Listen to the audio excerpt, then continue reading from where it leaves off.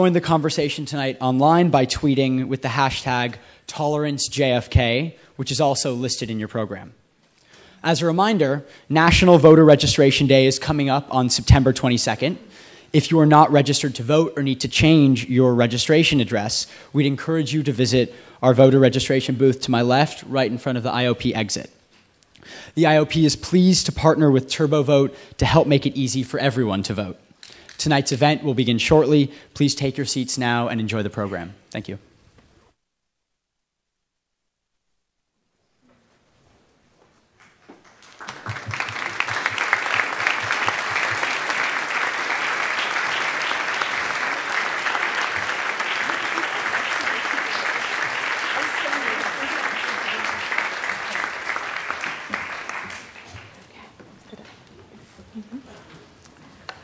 Good evening and welcome to the John F. Kennedy Jr. Forum. I'm Maggie Williams, Director of the Institute of Politics here at Harvard.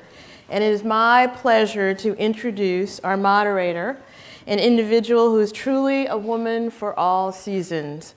Government leader, crisis manager, terrorism expert, homeland security strategist, civil rights attorney, TV news analyst, newspaper columnist, Harvard faculty member, and mom. Juliette Kayyem, not running for governor. Juliette Kayyem is all of these and more. Juliette began her career at the U.S. Department of Justice, where she was a trial attorney in the Civil Rights Division before becoming legal advisor to Attorney General Janet Reno. She served on the National Commission on Terrorism before joining the administration of Massachusetts Governor Deval Patrick as the state's first undersecretary for Homeland Security. More recently, Juliette was President Obama's Assistant Secretary for Intergovernmental Affairs at the Department of Homeland Security. She is a columnist for the Boston Globe, an on-air security analyst for CNN and other television and radio networks. She also hosts a bi-weekly podcast called Security Mom. We are most fortunate to have her as a faculty member here at the Kennedy School and as a member of the Belfer Center's Board of Directors. I am delighted to present Juliette Kayyem, our moderator for the evening. Thank you, Juliette. Thank you. Thank you so much. I have to say, I'm no longer a columnist for the Boston Globe, and my producer at WGBH would be mad if I didn't correct it. So I want to thank you all for coming, and Maggie, thank you. So you all are in store for an enlightening and respectful evening. I know this because I've had the pleasure of reading this book by Sam Harris and Maajid Nawaz entitled Islam and the Future of Tolerance. You'll be able to buy it in about 2 weeks. Its subtitle, A Dialogue, lives up to its promise. In it, Sam and Maajid ask basic but difficult questions about Islam, reform, and extremism. It is uncomfortable at times, but always thought-provoking. And its premise, if we cannot speak about a dominant religion in the world and a guiding force for so many in ways that are critical, compassionate, and maybe to some even offensive, then we will not advance our common understanding or create a different narrative than the one that dominates discussions of Islam today. It is an intimate conversation stemming from a dinner talk between the two of them in which Harris challenged the basic premise of Nawaz's thesis by asking, how can you say Islam is a religion of peace? And instead of that ending the conversation, each going to opposite sides of the ring, leaving the dialogue to others who are more extreme in their views, they actually search for common answers or at least a common premise. Tonight, for the first time, these leading public intellectuals and scholars take that dialogue and come to the forum. Their basic bios are well known. Maajid Nawaz is the author of Radical and co-founder and chairman of Quilliam, a think tank focused on religious freedom and extremism. He is one of the world's leading scholars and activists for a reform movement led by and for Muslims. Sam Harris is the author of The End of Faith and A Letter to a Christian Nation, among others. A neuroscientist and philosopher, he is the co-founder and chief executive of Project Reason, a nonprofit organization that promotes science and secularism, and also hosts a podcast called Waking Up with Sam Harris. Yes, I'm sitting here with a famous atheist and a former radical. My role here is unique. In prepping, I sort of felt like I was asking my daughter if she would mind me being the high school dance chaperone, and she would reply, rightfully, "I'm fine on my own." In their book, these two just do fine without a moderator. But this forum isn't just about a book. It is about how two people with very different views of religion, and one religion in particular, engage on a very polarizing issue. So I hope that to interject a third participant in a dialogue that turns into what it should be, a conversation that engages us all. Forum moderators here at the Kennedy School have a tendency to sit in the role of asking the panelists, so tell me how great you are, and then tell me again. That isn't what tonight is about. I will play the skeptic and the provocateur. It is a waste of your time and theirs to play platitudes. On this issue, time is of the essence. So, some ground rules. Freedom of speech and civil discourse are bedrock principles at the Kennedy School, the Forum, the university, and our democracy. With that in mind, I would ask the audience members to refrain from interrupting tonight's forum. While I understand that many of you may have a difference of opinion with one or both of them, I would ask that you respect our speakers' freedom to speech, right to free speech, as well as the rights of the audience members to listen to tonight's speaker. More importantly, there will be an opportunity to ask the speaker any question during the question and answer session. So with those ground rules, I'm going to start with Maajid. Thank you. And I have to say, I'm pronouncing your name differently because you told me how it was pronounced and I'm now forgetting. I think your pursuit, I know what it is Maajid. Thank you. Your pursuit within your Islamic faith to counter an extremist narrative is what you do for a living. It is what you write about. Seems to me a central cause given the times today and is essential given the world we're living in right now. And you came to this mission from a very personal place. And I think it's important for audience members to describe that place briefly so that they know where you're coming from. Yes, thank you, Juliette. And it's a pleasure and an honor to be here at Harvard. And thank you to Harvard and to Harvard University Press for making all of this possible. In terms of the name, the easiest way to remember it is just think of magic and put a D on the end. Okay, we got it. I blame Larry King. One of the last episodes he ever did was an interview with me, and he perverted the name to such an extent, you can watch it on YouTube. He called me Maajid Nawaz, which isn't my name whatsoever, but it's Maajid Nawaz, and thank you for that kind introduction. I called you Maajid for about a month on my podcast, and I will never hear the end of it. Yeah. Maajid is also a name, but it's just not my name. It's like Sarah and Sarah. The thing about my background in very succinct form, because of course it's something you can read on online, but I joined a radical Islamist group at the age of 16 years old due to many, many factors, which I won't repeat here. And that led to a journey for me. I ended up on the leadership of this organization. This organization known as Hizb ut-Tahrir believes, it still does believe, it's still around, believes in resurrecting a theocratic caliphate and forcibly annexing Muslim majority states to under its writ, and then expanding to a point where, via offensive jihad in their own terms, they conquer the rest of the world. The method to come to power for this organization is via military coups. They succeeded in many instances in inciting military coups in various Muslim majority countries, including Pakistan, my country of origin, the last of which was a couple of years ago, where the Pakistani government announced that Brigadier Ali Khan had been arrested along with a few other plotters for being affiliated with Hizb ut-Tahrir. They are very serious about coming to power via military coups, and they were the first organization to popularize the notion that in this modern day and age, Muslims such as myself must dedicate our cause, our life's energies to resurrecting a theocratic caliphate. I joined this group at 16. I ended up on their leadership committee. I ended up being one of the first British Pakistani members to export the organization from Britain to Pakistan. Yes, that's correct. Britain is a net exporter of extremism. It went that way round, not the other way round. Though, of course, Pakistan has produced its own fair share of Taliban and other such groups.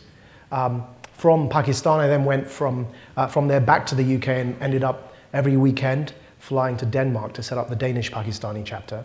And eventually, one day before the 9/11 attacks, I arrived in Egypt, where I continued to attempt to recruit people to this cause. And in roughly 10 months after 9/11, my activities caught up with me, and the Egyptian regime arrested me, along with hundreds of others, Egyptians and a few other Brits. They eventually, after a stint in their torture dungeons, and after roughly 4 months in solitary confinement, they eventually charged us. We were charged and then convicted for believing in ideas and belonging to a banned organization, at which point Amnesty International adopted us as prisoners of conscience. And from there, fast forward to completing my sentence. I wasn't released early, I had to complete my sentence. When I returned to the UK in 2006, after a period of what I have come to describe as the jihadist equivalent of living in George Orwell's Animal Farm, I reevaluated my perspective and my understanding and decided to critique the Islamist ideology while remaining a Muslim, and set up Quilliam as an organization to do that critiquing, and that's what led me to this stage here today and in dialogue with Sam. Thank you, Sam. You came to this dialogue, obviously, from a very different place. Your work has focused on the new atheism and a belief that we should be at liberty to criticize religions. In that regard, to make clear, your critiques of Islam really are in a tradition of your scholarship overall. But I think it would be helpful to describe to people where, your intellectual enterprise and how you came to this conversation. First, thank you again to Harvard University Press and Harvard itself, and thank you, Juliette, for moderating. When I read Juliette's bio before this event, I thought that Maajid and I should be asking her questions. So if you go back and read her bio, if you ignored the preamble, because it's very impressive. I had been studying philosophy and I've been kind of self-taught in religion for the decade of my 20s. I was very interested in religion and spiritual experience. I spent a lot of time in India and Nepal studying meditation. A full decade reading in religious traditions, East and West. Decided to go back to school to do a PhD in what ultimately became neuroscience. I thought I would do a PhD in philosophy, but then I kind of got sick of hearing the philosophers wait around for the results from neuroscience labs when the conversation turned to the topic of consciousness and the nature of the mind, which is really the center of my interest. So I was in the middle of doing a PhD in neuroscience, actually studying belief at the level of the brain, using fMRI, functional magnetic resonance imaging, to study human beings believing or disbelieving various propositions. And then people started flying planes into our buildings on the basis of really explicitly held religious beliefs. So my career as a writer, really the first few books, is what 9/11 did to my intellectual life. Essentially, it kind of preempted my research in neuroscience. And I was AWOL for a couple of years. I wrote The End of Faith. I wrote Letter to a Christian Nation, which was my pushback against the Christian pushback to The End of Faith. But many people have noticed over the since I've been criticizing religion, that I've had a special focus on Islam. And one thing that has been somewhat unique about my atheism, though I never identified myself as an atheist when I wrote The End of Faith, was that I believe religion is a word like sports. It's just a suitcase term that names a very diverse range of behaviors and commitments. And just as you can't talk about Thai boxing and badminton in the same vein and say anything really useful, I don't think talking about religion in general or opposing religion in general makes a lot of sense. I think we have to talk about the specific consequences of specific beliefs, and I don't think I'm alone in worrying that there are specific beliefs within the tradition of Islam that are uniquely powerful and mobilizing and divisive at this moment. And we're not up here to talk about the Methodists or the Mormons or the Jains or the Quakers, and you can extend that list rather far, and there are reasons for that, and they're not just born of the misadventures of the U.S. in Muslim lands. There are theological reasons, there are historical reasons, and so I've been riding this hobby horse for a while, and then met Maajid in a really inopportune context that we describe in the book at the beginning. It was actually at a debate that he did against my friend Ayaan Hirsi Ali, who's here. We had a meeting that was really brief and unpleasant and did not seem the basis for any further collaboration, but... Can I just say I met my wife through Ayaan's event as well, so that was a lot more pleasant than meeting Sam on that day. Yeah, I'm glad something worked out that night. Unfortunately, she isn't here, but... So, in any case, it really did not... I was surprised. I kind of engineered this conversation with Maajid that I thought was initially going to be just a blog post. I got on the phone with him, and we just rolled tape and just watched what happened. And we started having such a productive dialogue that I thought we really should write a short book. And it's been a pleasure to collaborate with him. And the liberal or regressive liberal pushback against our effort that no doubt we'll talk about has really been amazingly cynical and ugly. And there are people, I don't know if we should name these people or not, I'll let Maajid decide, but one person on Twitter who has some platform called Maajid my lapdog. He talked about what an obscenity it is that a white non-Muslim like me would think that he could write a book about how to reform Islam, and then when someone pointed out that I had a co-author on this book, Maajid, he called Maajid my lapdog. Well, if you read the book, you'll see that if anything, my views and my way of speaking about this problem have been more modified than Maajid's by our collaboration. So it's a very interesting context in which we're having this conversation. So based on the substance of the book, let's just begin with whether, what is Islam? Because you raise a particular question at the beginning of the book. Is it a religion of war or peace? And there's one narrative, which is it's been hijacked by radicals and extremists who are purporting to be of a certain faith and acting in ways that we all see on the front pages of the newspaper. But there's another way of thinking about it, which is that what we're seeing or what people are saying is at the core of the religion. So I'll ask you bluntly what you ask in the book, which is Islam a religion of war or peace? Well, I'll take the first whack at that. I think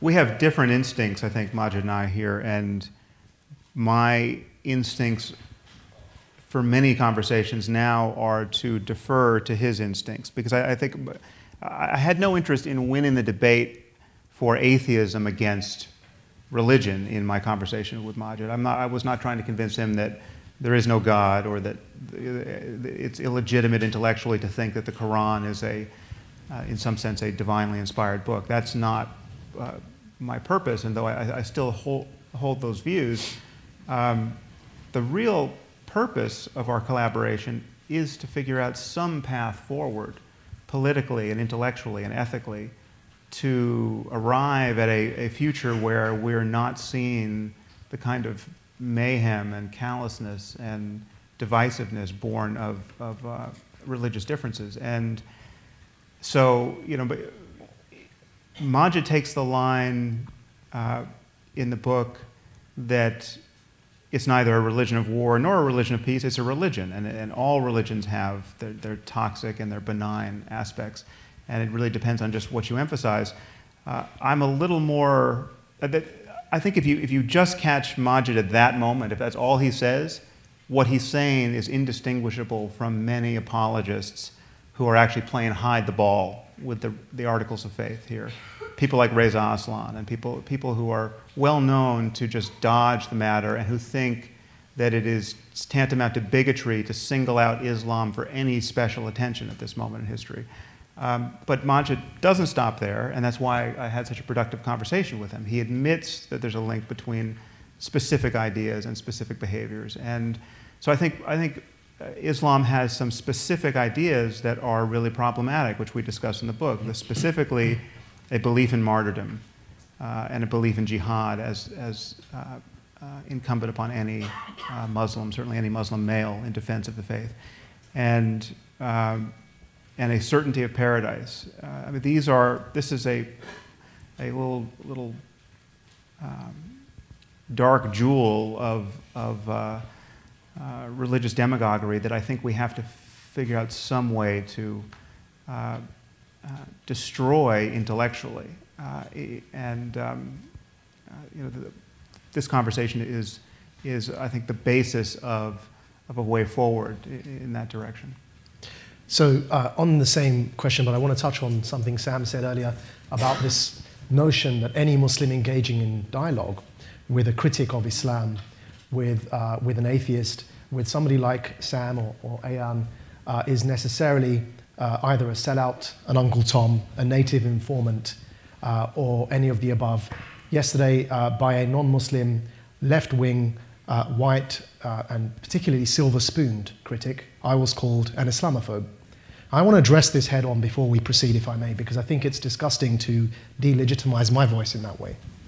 And what I would like to say to them, and I hope they're listening, is the day that you have had to dodge neo-Nazi hammer attacks on the streets of Essex, as I have, the day that you've been arrested at gunpoint and profiled by police at the age of 15, as I have, the day that you've forcibly had your DNA taken from you and profiled at airports, as I have, and the day that you face the grip of a torturer in Egypt's dungeons because of your Islamist political views, as I have, is the day you get to talk to me about Islamophobia.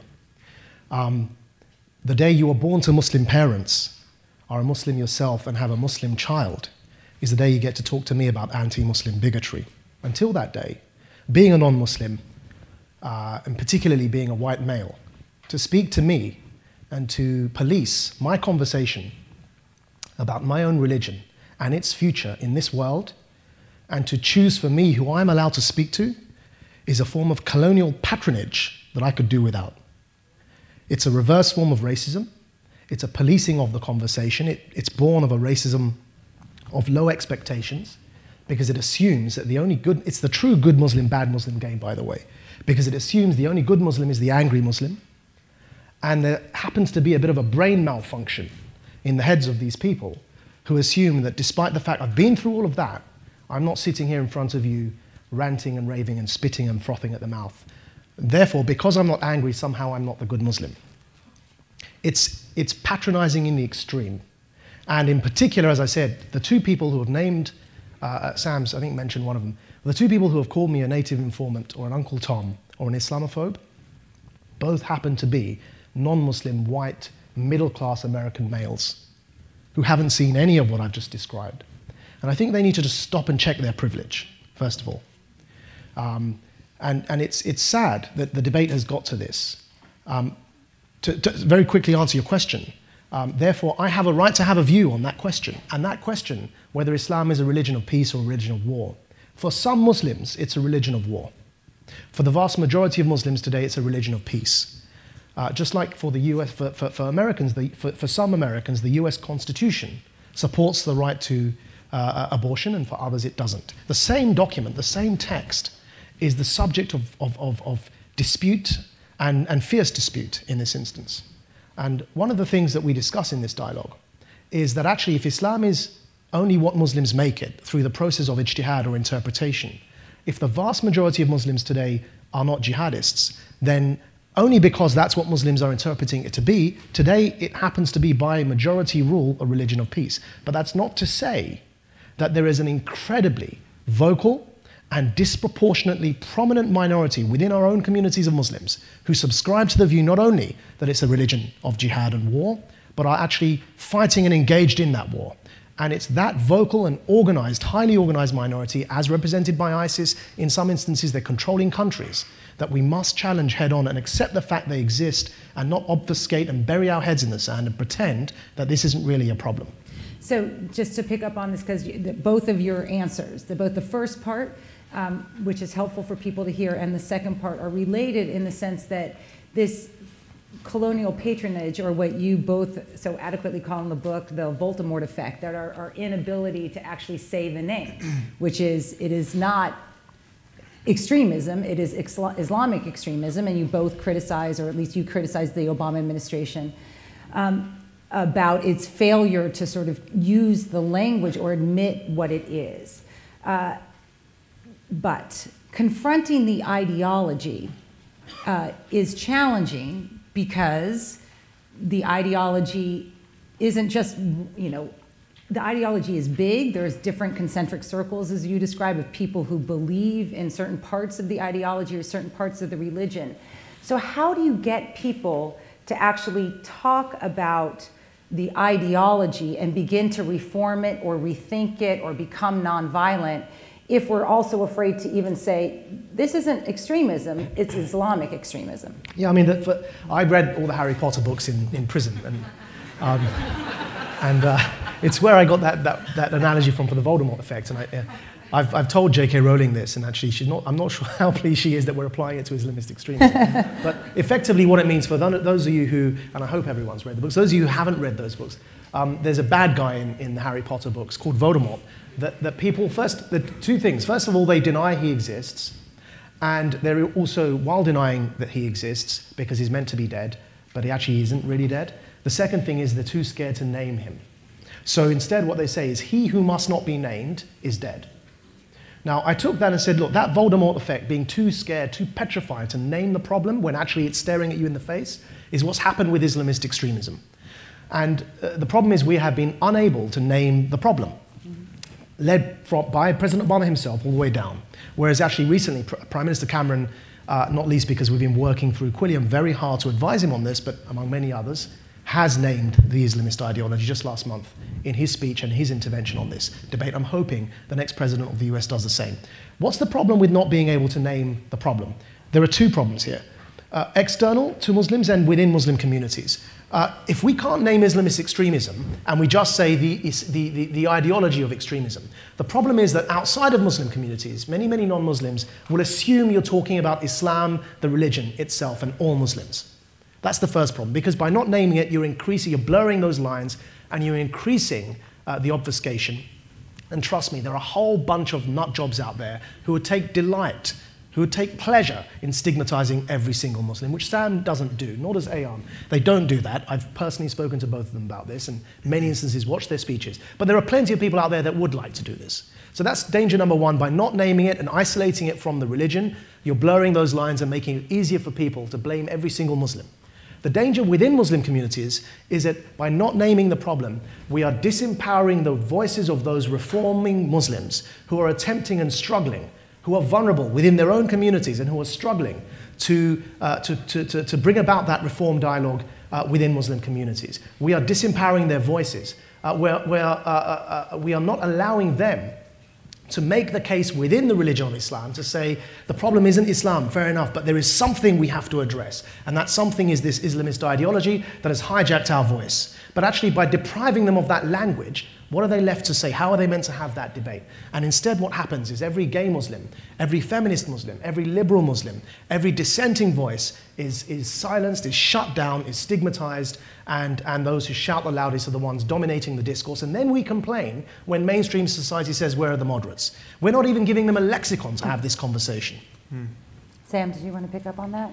Yeah, well, I think we should be candid about how depressing the state of the conversation is around this conversation. Because, for instance, I think at one point you said to me that you either expected or in fact were receiving more criticism from with regard to talking to me than talking to Islamists or even Absolutely, jihadists.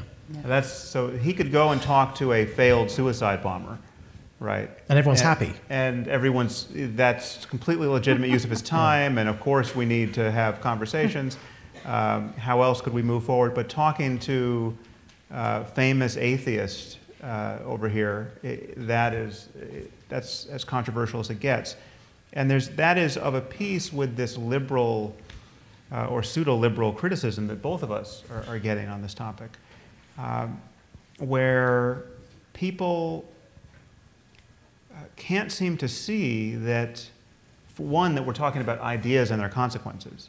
And everything we say about Islam or Islamism or jihadism, or depending on what the focus is, conservative Islam, applies to white converts to the faith, and it applies to people in 100 different countries and a wide variety of ethnicities.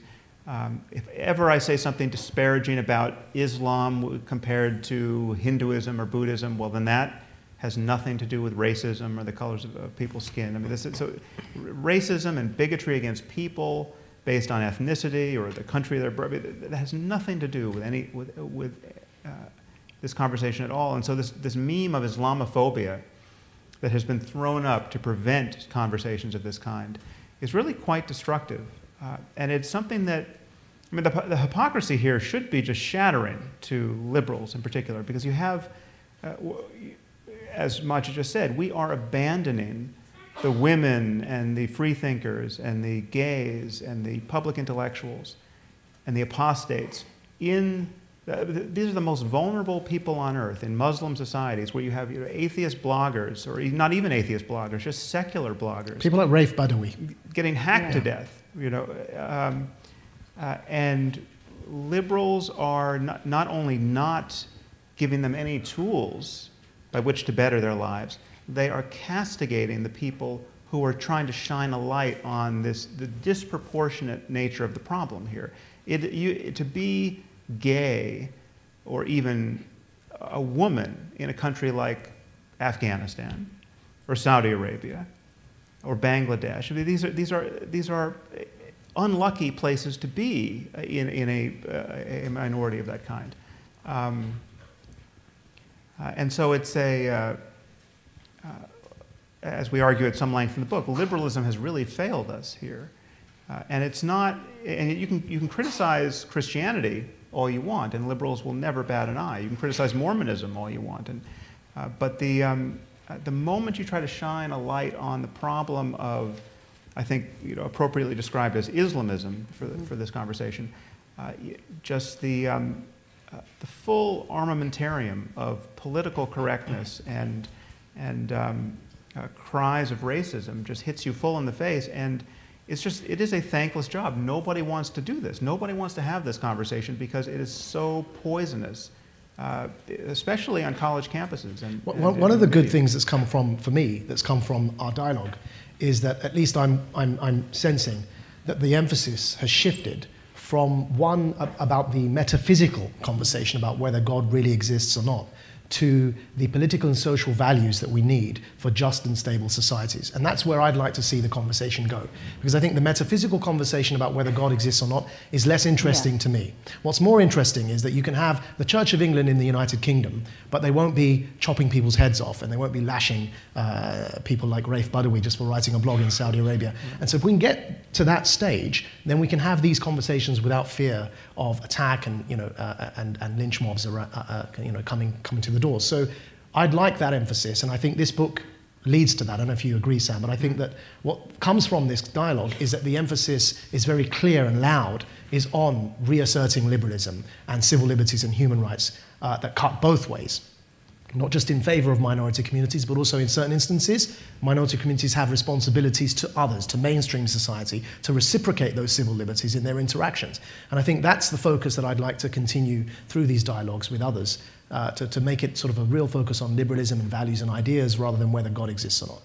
But Sam, I think that's right, and the substance of the book gets into that. Sam, though, you highlight in the book that the two basic tenets of Islam, it's hatred or rejection of infidels, and this notion of a post-earth paradise, means that linking Islam with liberalism, right, with gay rights, women's rights, whatever you want to call it, may be desirable, but it's essentially based on a pretense. It's essentially intellectually dishonest. Is that fair, or do you think that they are compatible?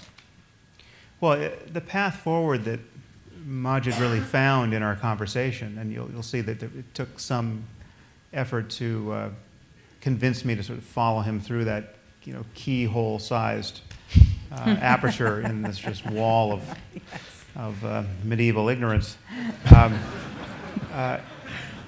is that basically that by the lights of Islam, there is no true Islam. There's no pope. There's no place to stand within Islam to say that your view of the faith is the truly canonical one.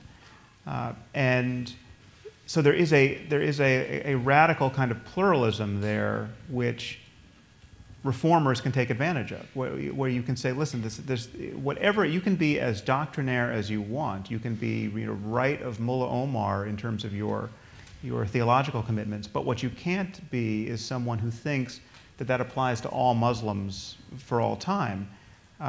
Now, I remain quite skeptical that we can have conversations with people of Mullah Omar's sort. We're not going to have a dialogue with al-Baghdadi or the rest of ISIS, but as a general matter, from Maajid's side, that the way forward is to recognize that this pluralism demands a commitment to secularism. It demands, because there is no one version of Islam, you can't, you have to keep your version in this zero-sum contest with all these other versions out of public policy and out of politics. And then that commitment to secularism can hopefully open a space for genuine liberalism and a genuine commitment to all these other values that we want, which aren't best expressed in any religion, frankly. They're the result of a modern conversation about ethics and politics and human rights. Yeah, I think you've just done a wonderful job summarizing my stance there, so I won't repeat it. But I think it's important, if you read the dialogue, you'll see that there are some surprising positions that traditional Islamic theologians have taken, which have been very literalist stances, but have led to very liberal outcomes. I'll just mention one, and I think it's important at this stage for me to say, look, I'm not a religious leader. I'm not even devout. I want to make that very clear. Some of you will see me, and you'll see me doing things that aren't typically devout. I won't elaborate. But that's because I don't claim to be devout or religious. I am a Muslim who is not devout. Secondly, I don't speak on behalf of all Muslims. I'm not a leader for Muslims. I'm not a religious leader. I'm not a community representative. In fact, I find the whole concept of community representatives troubling and problematic. In particular, they tend to be aging men, graying men who are especially socially conservative, who deign to speak on behalf of everyone. So I don't subscribe to that model in the first place. So I don't want anyone to think what I say means all Muslims must think this. But that's part of the beauty, you see. That's exactly what I'm advocating, to open that debate up to pluralism. We have within Islamic history and theology a concept, because there's no clergy, as Sam mentioned, that if anybody subscribes to a religious injunction and they are correct, they get 2 rewards. فَلَهُ أَجْرًا. And if they are incorrect, فَمَنْ أَخْطَأَ فَلَهُ أَجْرٌ. They still rewarded 1. Because that process of legal interpretation from the scripture is not wrong if you're legally qualified to do it. And the rest of the people, known as the awam, the followers, the muqallideen, those who follow a theologian, aren't judged for whichever option they choose. So there's one example I'll give you from the dialogue that I mentioned in discussion with Sam. And that is that from the earliest exegesis of the Quran, from the earliest tafsir, the Hanafi school of law, comes a man known as Abu Bakr al-Jassas, who was the first mufassir, or the first exegete of the Quran, to elaborate and explain upon its meanings. And he took a very literalist view of the word khamr in Arabic, which is commonly translated today to mean alcohol. He took a very literalist approach to that word, and he didn't budge from its linguistic meaning, which was, and everyone concedes this point, by the way, that originally khamr only meant grape wine, the wine from grapes. It doesn't mean whiskey, it doesn't mean gin, it doesn't mean beer, it only means the wine from grapes. And the early Hanafis, which was the first school of jurisprudence, I must emphasize, the closest in the times of the Prophet Muhammad, peace be upon him, say that therefore every other form of alcohol is legal apart from grape wine. Now that sounds like a particularly outright position today when considering where the state of affairs are for the vast majority of Muslims who don't touch any form of alcohol. But I give this example not to take a position on it, but simply to emphasize something. And that is that form of pluralism that existed in those early years, that has been lost because of the rise of both fundamentalism and Islamism, and I distinguish between the two in the dialogue. The only way forward is for us to recognize that. And of course, relative to medieval periods, it may have been good, but actually there's a lot in the medieval time that we don't want to reclaim.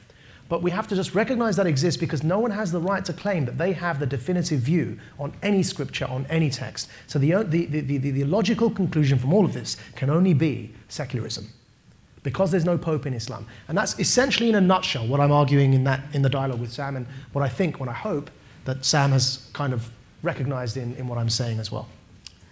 Maajid, I know we have to go to questions soon. I want to ask you, though, about grievance and what you hear, and I know there's no single spokesperson or whatever, but, and violence.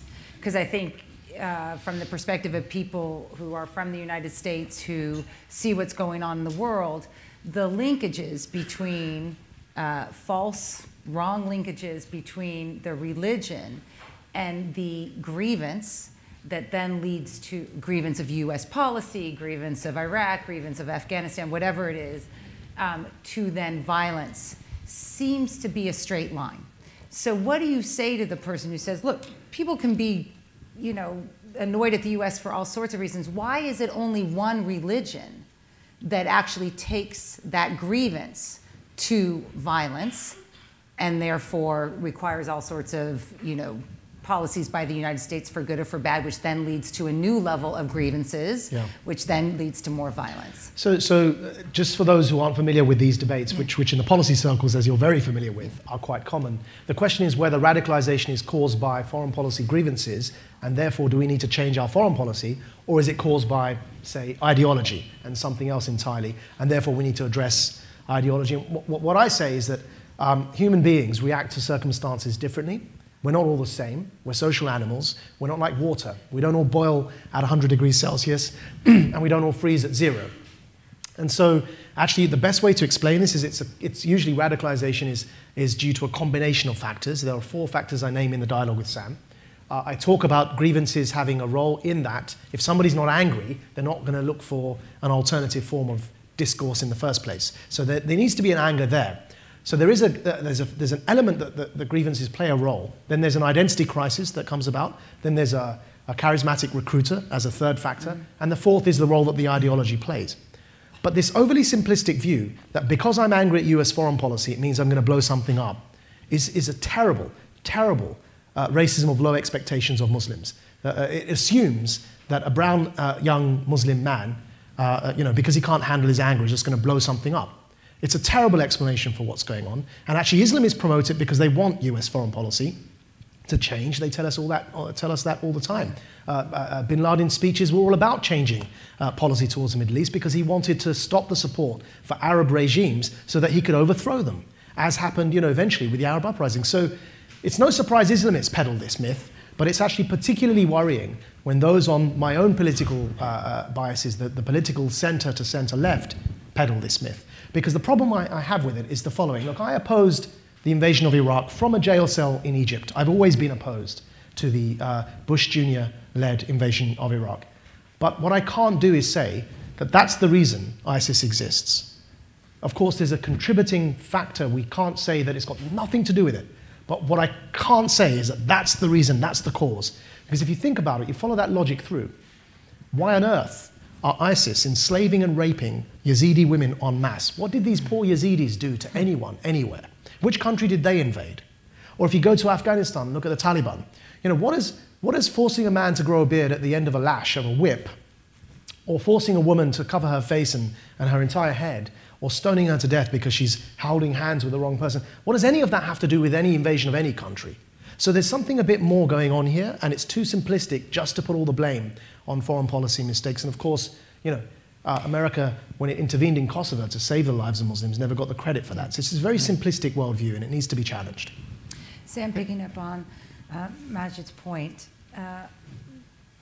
for a well-known atheist, why are you engaging in this conversation? I mean, what is it that would be, let's say I know you're not in politics, but that you would want to see change because of this conversation?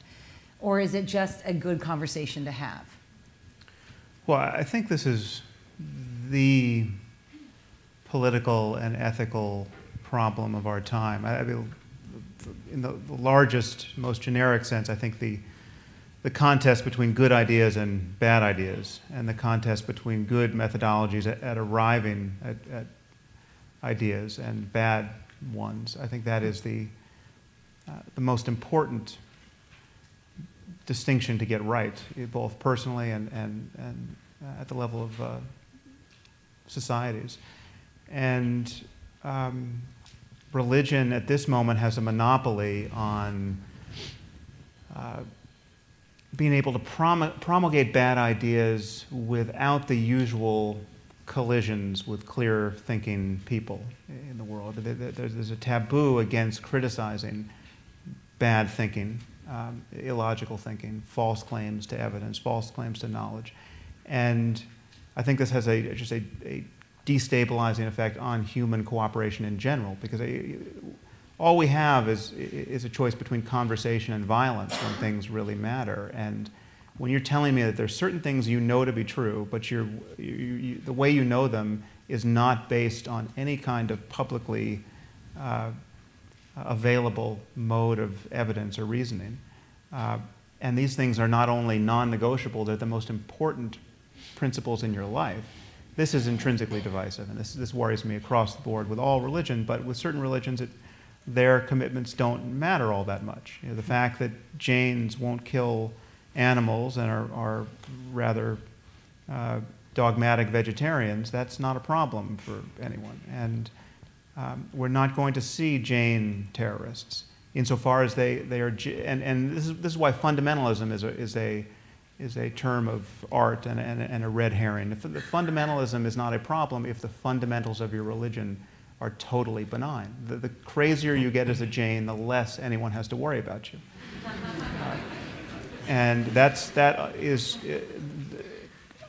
rather obviously not true of Islam as a religion, nor is it true of many other religions. But Islam has a few variables that we've just touched on briefly that are uniquely problematic.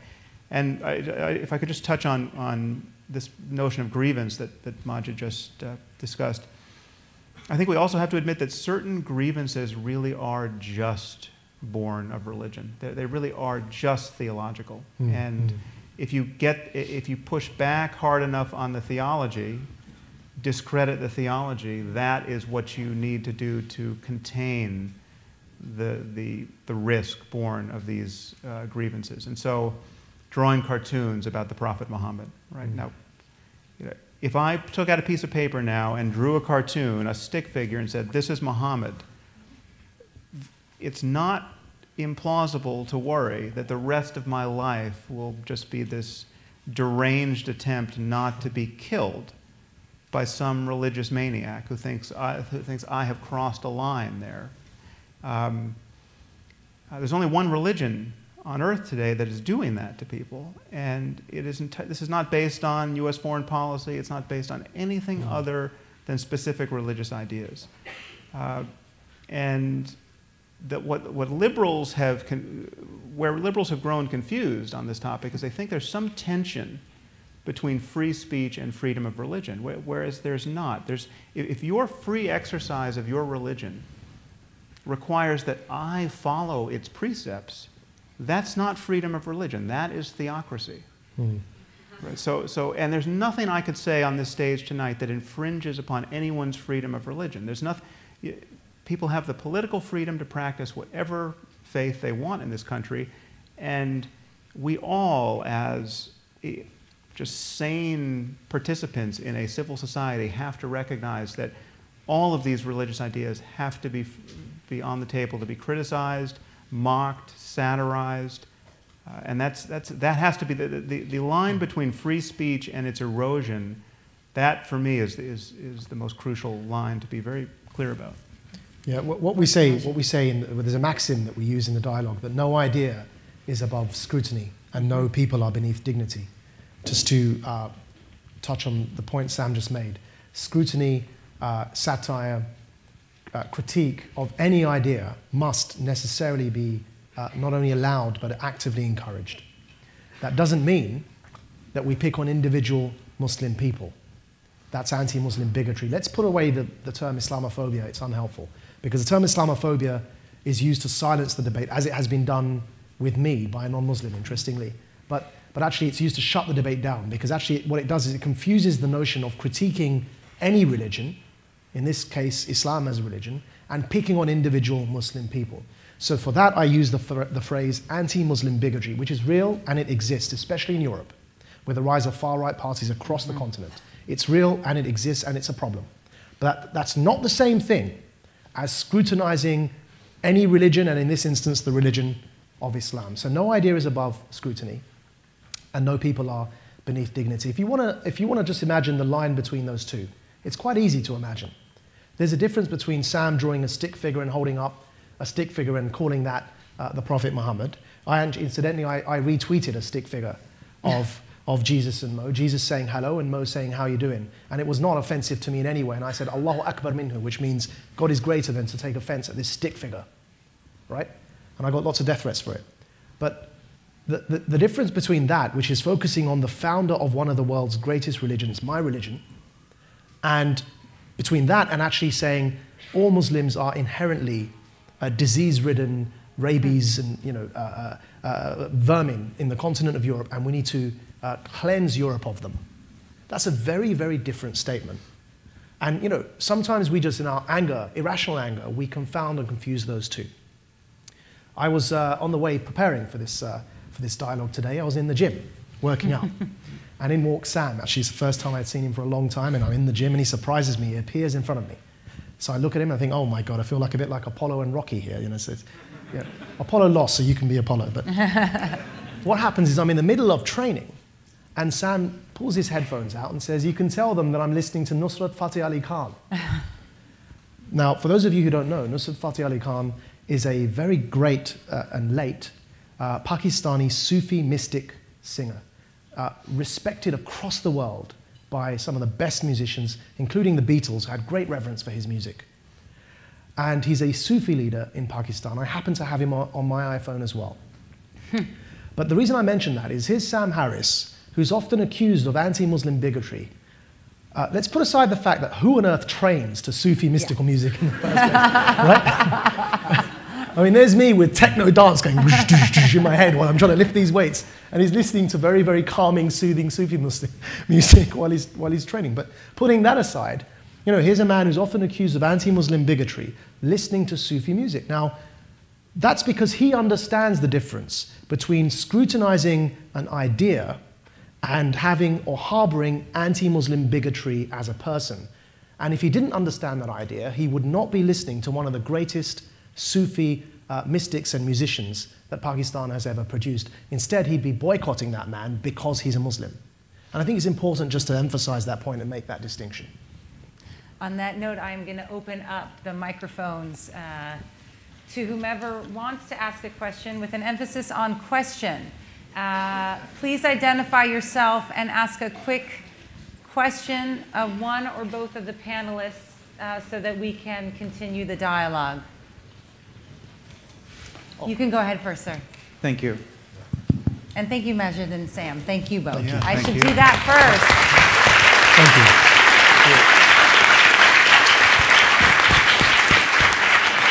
And to say that we literally got through about 10% of the depth and sensitivity and creativity of the book is an understatement. So stay tuned. Hi, thank you both. My name is Zuhair Mazuz. I'm an Arab journalist. I wanted to say very frankly that I liked Mr. Nawaz's analogy between the debate happening in the Middle East, North Africa, and the one happening in the United States. You used the Quran to describe the debate happening in the Middle East, North Africa about governance, and then in the United States you used the US Constitution. And that to me is very symbolic of how far off these two regions of the world are from each other. These are not two types, in my opinion, these are not two types of government, these are two levels. When we ask whether Islam is a religion of war, of peace, my answer usually is that it does not matter. If you ask that question about Christianity in the United States, it won't matter because you live in a society that protects thought, freedom of religion, freedom of choice, freedom of conscience.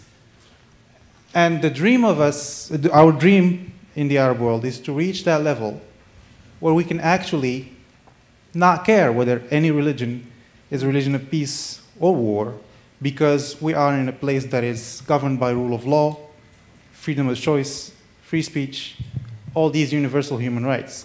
Which is why I have a big problem with the term Muslim world. Can I have you ask a question now? Yeah, sorry. Thank you. That's okay. Yeah, So, that was my question. do you think we should keep using that term, or is it more convenient because it's simple for the rest of the world to understand us? Thank you.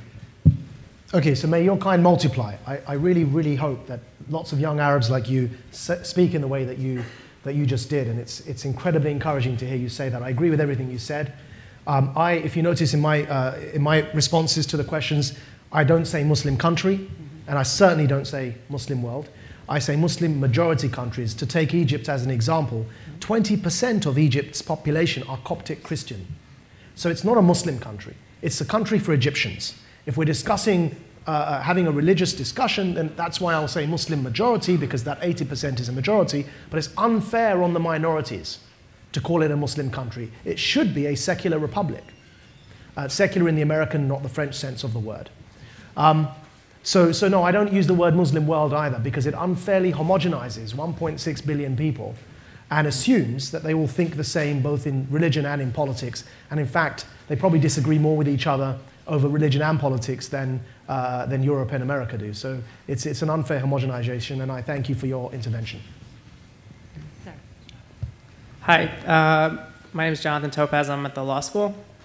I just had a question. I was recalling earlier in the day a United Nations report that was describing the democracy deficit in the Arab world, and that report from maybe 5 years ago basically was running regressions and whatever they were saying, and said that the problem in the Arab world in terms of the democracy deficit, so to speak, has very little to do with Islam and has much to do with political, economic, social factors, institutions in the Arab world, and the fact that these countries are Muslim majority has very little to do with it. I'm curious why, when you're speaking about illiberalism, values towards women, things of that nature, why you believe that the isolating factor is in fact the Muslim religion, as opposed to some of those other factors that have driven illiberal societies there. Thank you. Sam. Was that for me or Maajid? Whomever. I happen to know because I've known that you have spoken about that a few times. We can give Apollo credit. Yeah. Well, I think again, it comes down to specific ideas and their specific consequences. So there are other variables in play on many of these questions, but when you ask, why, just let me take the most illiberal example we have currently. Why is the Islamic State doing the specific things they're doing? Why are they throwing gays off of rooftops? Why are they crucifying people? Why are they taking sex slaves? You can draw a straight line from those specific practices. I mean, it's exactly like asking, why do Catholics eat a cracker during the Mass, and say something about the miracle of transubstantiation. I mean, it is doctrine in practice, and I'm not discounting that poverty and lack of opportunity and being beleaguered by neighbors who are stealing your resources, or this deranges people in kind of a generic way, but there are specific versions of Islam. The political version we call Islamism for the purposes of this book, and I think that's a very useful term going forward, which are a kind of recipe for intolerance and in its various forms, whether it's intolerance towards women or gays or free speech or civil society as we know it. And it is separable from the other conditions on the ground. You can be very wealthy. I mean, so by your analysis, it is an absolute mystery why someone getting his medical degree in the UK, a third-generation British citizen, would go off to join ISIS and think it's the best use of his time to go saw the heads off of journalists and aid workers, right? And just to realize that the sawing the heads off of journalists and aid workers, that's not their My Lai massacre over there. That's not what some specific individuals did in extremis and then had to apologize for to their culture, that is their outreach to the rest of the community. That is their effort to put their best theological foot forward to the rest of the world. And some number of people find that incredibly attractive. And it's not an accident, because you can go back to the texts and cash out those behaviors. And that's the problem we have to be honest about and deal with. And that's, you can, there's a time and place not to spell it out in all of its gory reality. And so I'm not a diplomat, I'm not a politician, and I never will be, and there's probably obvious reasons for that. But yeah, it's not purely a matter of politics and economics. Though it includes that as well. Yeah. Yes, yeah, oh, no. It includes politics and economics Absolutely. too. Yeah. Hi. Hi. My name is Samir Shaibi, and I'm a student here at HKS. So I have a question that kind of stems from a couple of comments you made tonight. Have you looked at, either through conversation or within the book, at the premise of self-critique or a reassessment of the religion from within the I guess the Muslim community? So that question basically stems from one comment you made on has an answer to the very first question that has been asked, whether Islam is a religion of peace or war. You said martyrdom is very much part of Islam, but I feel also that, caveat here because I'm Muslim, the religion can give us the tool of doing that self-critique.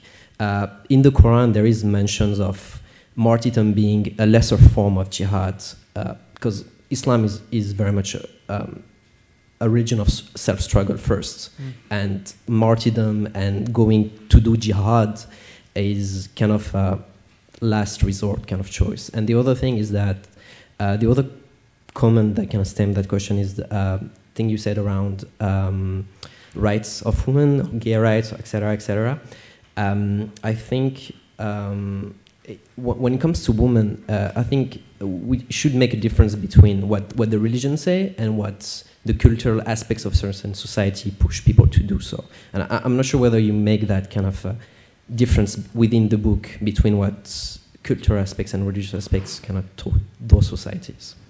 Yeah, a little bit. We don't really go into much detail on that particular point, but I certainly acknowledge those differences, and there's kind of a spectrum of effects. There's what's in the Quran, there's what's in the Hadith, of the larger literature that recounts the sayings of the Prophet, and then there's the rest of culture that has been accreted around these texts. And yes, certain things are just excruciatingly clearly spelled out in Scripture, and certain other things are just inferred by association with what's there, and then certain things are just a matter of culture. And I think it matters, however, that Scripture, and this is not just the Quran, this is most Scripture, it matters that these texts are, ethically speaking, not the wisest books we have. And it matters that most human beings think they were dictated by the creator of the universe.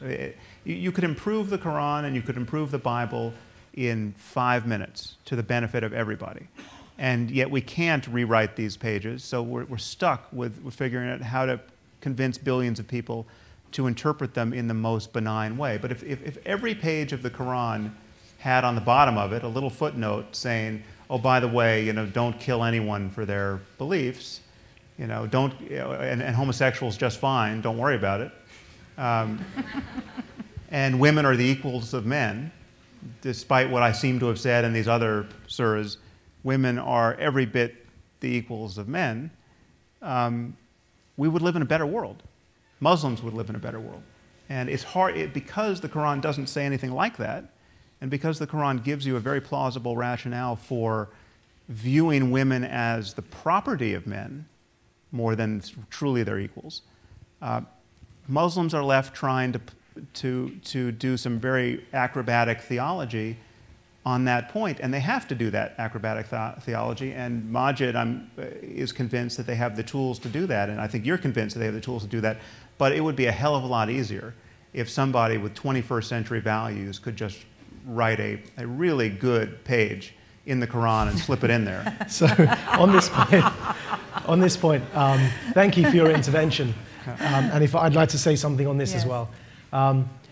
So personally, for historical, we also address whether the Quran should be censored or changed in the dialogue, and we both end up agreeing that for both historical and pragmatic reasons, actually it's an absurd idea. You want to preserve a historical document as it is. You don't want to start editing historical documents and pretending they never existed, because they have value in and of themselves, and that's me speaking just through a secular lens. But at the same time, Muslims, and I'm really glad with what you said and the way that you view your faith, but unfortunately there are many, many others who don't, and they're causing some problems in the world today. So I think we have to confront that head on, and though we know that lots and lots of people think like you and me, we also have to be honest and acknowledge that others, when they see passages in the Quran such as as-sariqu was-sariqatu faqta'u aydihima, the male and female thief, cut off their hands, or az-zani was-zaniyatu fajliduhuma mi'ata jalda, the fornicators, lash them 100 lashes, or so on and so forth, that are passages directly from the Quran, that there are people out there that take these, not just individuals, there are regimes that take these passages vacuously and enforce them upon the rest of society. Saudi Arabia is one such example. It still beheads people, it still cuts off hands, albeit surgically, for theft, and it still lashes people for blogs, as I mentioned, Raif Badawi, who's being lashed as we speak. So there are entire regimes, and there are groups such as ISIS, who follow that vacuous interpretation of what they literally find within the passages. And I think it's incredibly helpful if Muslims like you and me own that, are honest about it, say, yes, there's a challenge we have here, and let's open up that debate. One of the things I mentioned in this dialogue with Sam is that how historically people have got around some of these issues. The last ever legitimate caliphate for Muslims, you will know, was the Uthmani Khilafah, the Ottoman Caliphate. The Ottomans took these passages known as the hudud laws, the penal codes, and the Sheikh of Islam of the Ottoman Caliphate, the leader of the Ottoman Caliphate's theological reasoning, came along and said, through religious reasoning, he said, we're not going to use this anymore, and he adopted the French penal code instead. And that was done in a caliphate by the Sheikh of Islam. Right? So there have been attempts to reconcile this, but today, sadly, due to the very modern rise of Islamism and fundamentalism, which have been rising side by side, perhaps I should just distinguish. Islamism, for me, is the desire to enforce any version of Islam over society. Fundamentalism, or incredibly conservative religious practice in a Muslim context, is those who are incredibly rigid and socially conservative and regressive in their practices, even if they don't want to enforce those on others. Both phenomena have been rising. You know, the Saudi form of Salafism has been rising, and Islamism has been rising, and they're competing with each other for Muslim attentions. We've got to be honest and challenge that head on, and I really do wish, more Muslims were as vocal about this challenge as they are, unfortunately, vocal about irrelevant things such as people in Europe depicting cartoons, which frankly shouldn't hurt God. It doesn't hurt God. It doesn't hurt you or me or the Prophet. It shouldn't hurt anyone because it's a cartoon. But we'd rather burn buildings and kill people over that in Muslim majority countries like Afghanistan and Pakistan, where they're killing each other over cartoons thousands of miles away, than focusing their attentions on the self-scrutiny that you very correctly mentioned. They should be looking at their own societies and how to improve them. Thank you.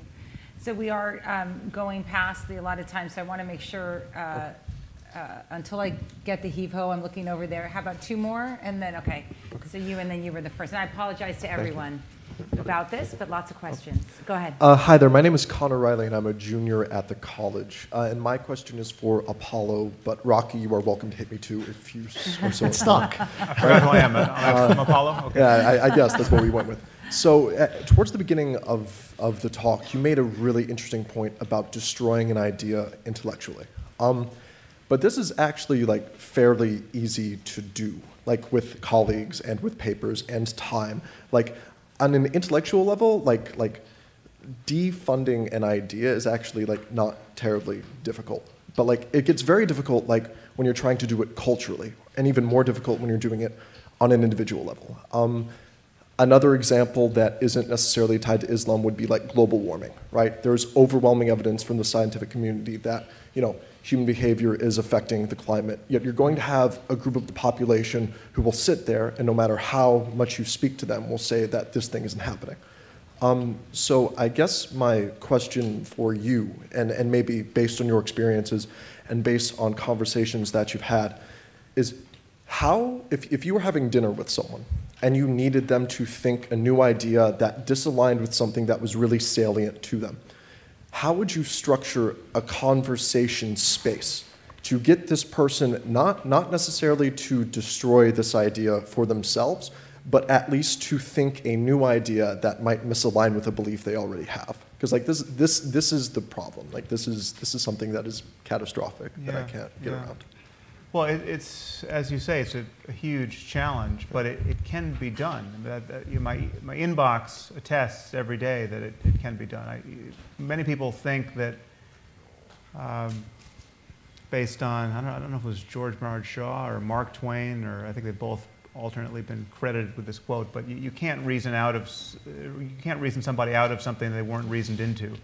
But you've practiced it a lot. Yeah, but that's just false. I mean, you can reason people out of their deeply held beliefs that they didn't reason themselves into, but they're just acquired with mother's milk, or they reasoned themselves into, and they can reason themselves out of it, just based on some continued conversation.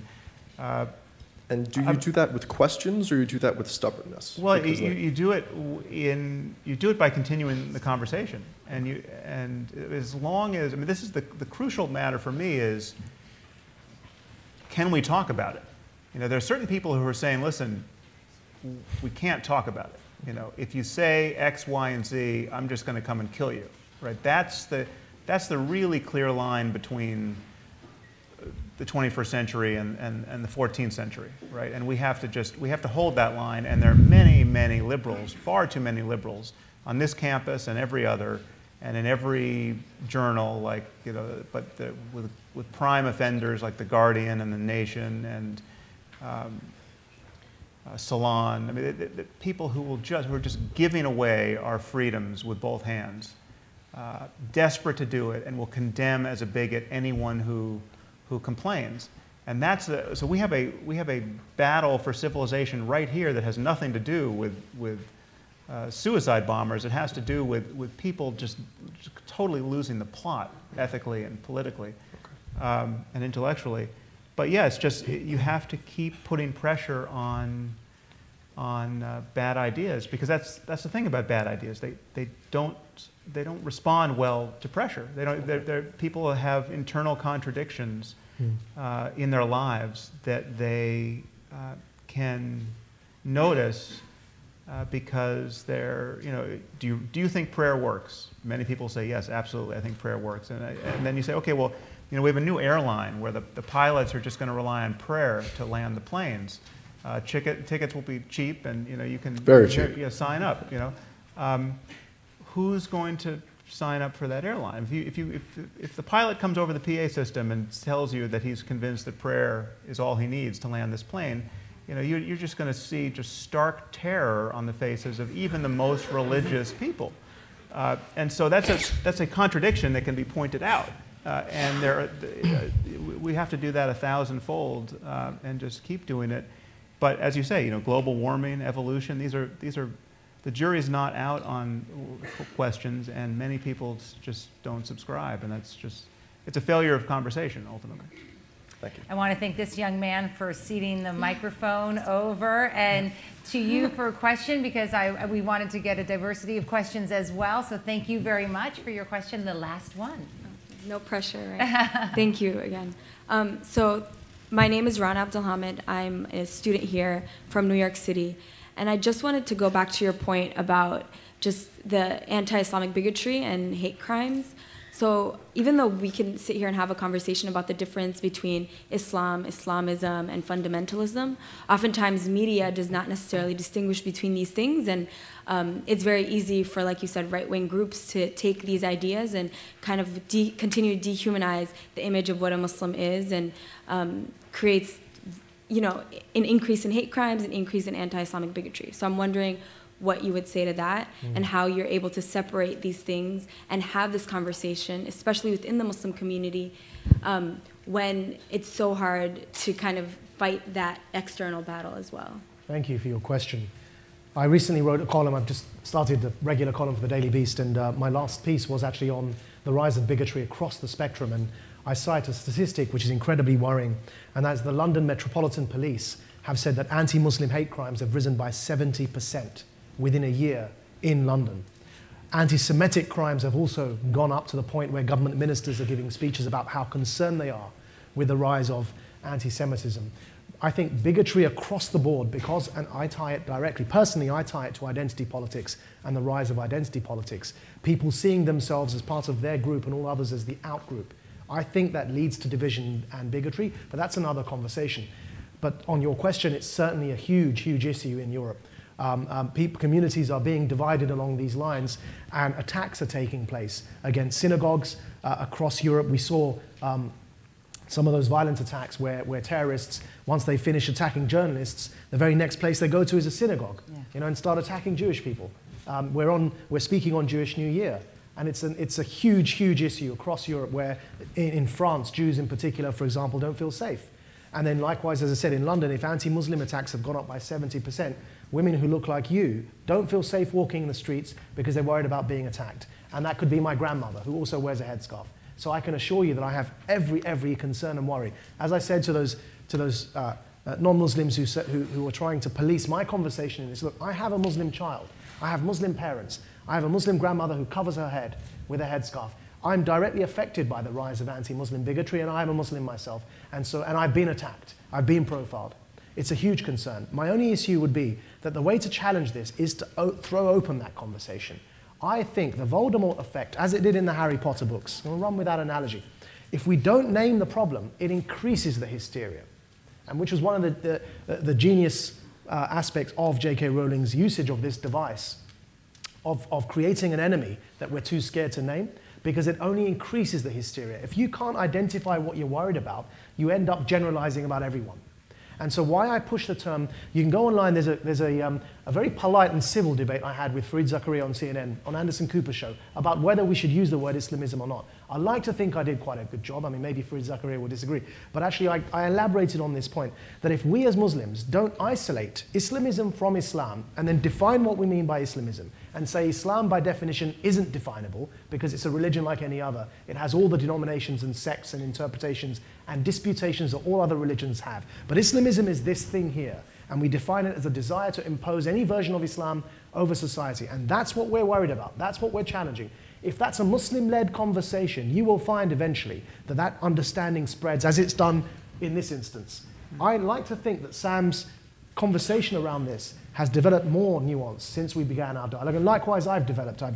Since discussing with Ayan and Sam on these issues, I've changed my views on many things. That's the beauty of conversation. And the only other alternative to this learning process that we all have to go through, and by the way, we'll make mistakes in the process as well. We will stumble and fumble our way through this. Sometimes I'll say something stupid, sometimes you will, many times he can.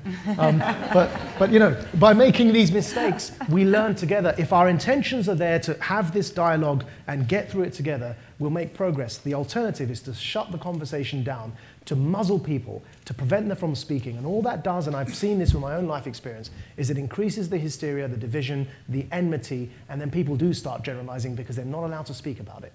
So that's my take on that. But thank you. That's a great end. Maajid Nawaz and Sam Harris, I want to thank you both. Thank you. And thank the audience for your listening. The book, once again, is Islam and the Future of Tolerance, a Dialogue, Harvard University Press, in about 2 weeks, as I look over at the editor and a nod. And thank you both very much for being here. It was excellent. Thank you. Thank you.